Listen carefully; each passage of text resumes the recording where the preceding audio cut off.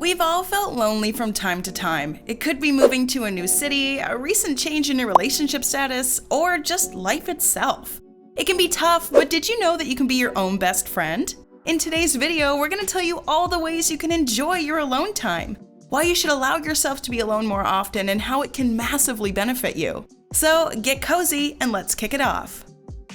Your body might be trying to tell you something. Do you feel frustrated more easily? Are you snapping at someone you love for no apparent reason? Are you currently overwhelmed by daily tasks more than usual? We're not trying to analyze you, but these are all possible signs your body might be giving, signaling the need for some serious you time. Life is really demanding these days, and there are moments when you just want to relax. Your body knows when it's getting close to the burnout stage, and will likely give you some kind of warning in the form of a mood change, or even a physical stress reaction. Knowing how to identify these signals is the first step to taking care of yourself, really benefiting from this alone time we're talking about. We're often categorized by how social we are, and this can put pressure on anyone to give their alone time away. Socializing can host a variety of benefits, like boosted self-esteem from knowing your friends want to spend their time with you, and the ability to talk to others and get some feedback or helpful perspectives on different situations you may be facing. This can also be related to the terms introvert and extrovert. If you're an introvert, then you're probably used to the idea of alone time, as introverts need more time away from social events to feel content, whereas extroverted people seek out social interactions more often and get a sense of feeling recharged after these interactions. Everyone is different, but people usually require a mix of both social and solitary moments to be at their best. We all want to be as productive as possible, but if you're keeping yourself busy all the time, then you'll probably benefit the most from some much-deserved alone time. Let's get to the good stuff. Here's what the benefits are. Number 1, reboots your brain. Even if you're getting the recommended amount of sleep every night, you can still be mentally exhausted. If you have to be entertaining others all the time, it doesn't allow your brain a chance to rest. Studies show that carving out alone time can increase feelings of happiness, allow you to better handle stress, and become more satisfied with life in general. Not to mention that people who make more time for themselves tend to be less prone to depression. Number 2, increases empathy. Friends are very important, and it's important to spend time with them to keep those relationships close. We're creatures of habit, and we usually develop a routine in our daily lives. This routine can include the friends you hang out with. If you hang out with the same people all the time, you might start to develop a we versus them attitude towards people you're not friends with, otherwise known as a clique. This mentality isn't always a good one to have. Spending some time alone will allow you to take a step back and look at the bigger picture when it comes to how people interact and their motivations behind their actions. You might develop more compassion for others, and that's definitely a good thing. Number 3, can make you more productive. We often think that spending time alone will sabotage our efforts to be productive, when in reality, it's the opposite. No one wants to be in a cubicle anymore, but research points out that being around people constantly actually kills productivity. Your open concept office looks really cool, but it does nothing to help employees keep up their productivity. When you're around other people, especially people you like, it's easy to get sidetracked and lose your concentration. There are 1,000,001 ways to become distracted from a task, but being alone will eliminate at least one of them, which is other people. For more ways to stay focused and smash your to-do list, check out our video called 9 Ways to Help You Stay Focused and Strengthen Your Mind. And if you're wondering if you're someone who likes to be alone, check out this video titled 8 Special Personality Traits of People Who Like to Be Alone. Now back to our video on why being alone is good for you. Number 4, it can get those creative juices flowing. Some people believe that being bored is directly linked to being creative. We don't know how true that actually is, but we can see how people could put these two things together. When you're given the opportunity to be bored, which rarely happens today, because who has time to be bored? But when you give yourself a chance to let your mind wander and free yourself of responsibility for a moment, you'll look for a way to entertain yourself. This is where creativity shines. If you give your brain a chance to think about something other than everything on your to-do list, you'll be surprised at how creative you can be.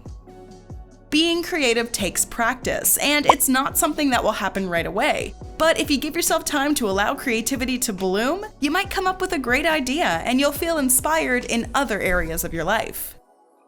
Number 5, gives you time to plan. Some people love making goals. Some of us hate it. But making goals and planning things for the future can be exciting and fun. That is, if you have time for it. You can organize your thoughts and really get down to planning out what you want your week, month, or year to look like. Is there something you want to accomplish this month? You can plan ways to get closer to that goal each week and make bite-sized accomplishments that'll help you feel like you're on the right track. Being organized feels good and helps you stay on top of things. Who doesn't want that in today's hectic world? Number 6, allows you time to get to know yourself. Sure, you might recognize that person staring back in the mirror, but do you really know them? We're constantly evolving. Sometimes goals and plans can change. If you allow yourself time to explore new hobbies or passions alone, you can really get a handle on what you like and what you don't like. You'll be more in touch with what your mind and body needs on a regular basis, and you'll probably learn to listen to your body more often if you give yourself the time. When you're alone, you can make choices that work for you without being influenced by anything or anyone. This means you'll get to know what you like, and will be able to identify that much easier in the future. The more you choose things that are right for you, the more insight you'll have about who you really are. Number 7, it'll make relationships better. Alone time, or self-care, as it's sometimes called, will probably make you a happier person in the long run. According to everything we just listed, by allowing yourself some alone time, you'll be more satisfied with your life, become more empathetic, be more productive both with your work and creative life, be more organized and goal-oriented, and make better choices for yourself, improving happiness. So if you're a happier person, that means you'll be more fun to be around, and when you do hang out with people, you'll want to be there. You won't feel drained, and since you've made yourself a priority, you'll be hanging out with friends and family when you want to. You'll also come to appreciate what others bring to your life after you've been alone for a bit. How to enjoy being alone. We're not saying you should be alone all the time. Everything in moderation, even alone time. But you might be wondering how being alone can be fun or entertaining. Well, we're here to tell you it can be. Here's a few ways you can enjoy being alone. Number 1, unplug. Comparing yourself to others will not make you feel good about yourself. Things like social media can cause you to compare everyday life to someone else's highlight reel. It's not a fair comparison, and you're probably going to feel like the grass is greener. Limiting or scheduling a break from things like Instagram will do your brain a world of good.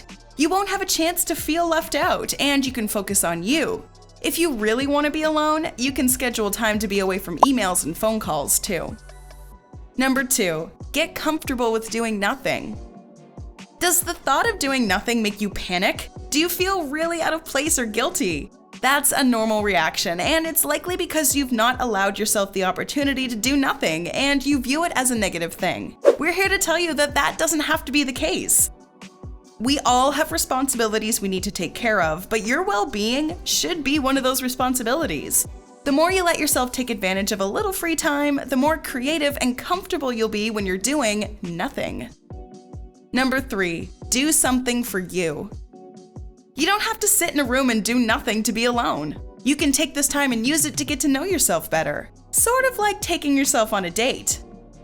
Is there a movie you've been dying to see but can't link up schedules with a friend? Go alone. If you have fitness goals, you can use this alone time to do some yoga, stretch, or go for a nice long walk in nature. It's amazing how physical activity and being outside can clear your head and help you work through difficult decisions or stressful moments. Do you like being alone? Are you going to plan more alone time for yourself? Let us know in the comments below. We'd love to hear from you. Enjoyed this video? Hit like, share, and subscribe to Bestie. Wait, what kind of bestie are we if we don't tell you about our other awesome videos? Go ahead, choose the left or right video and enjoy.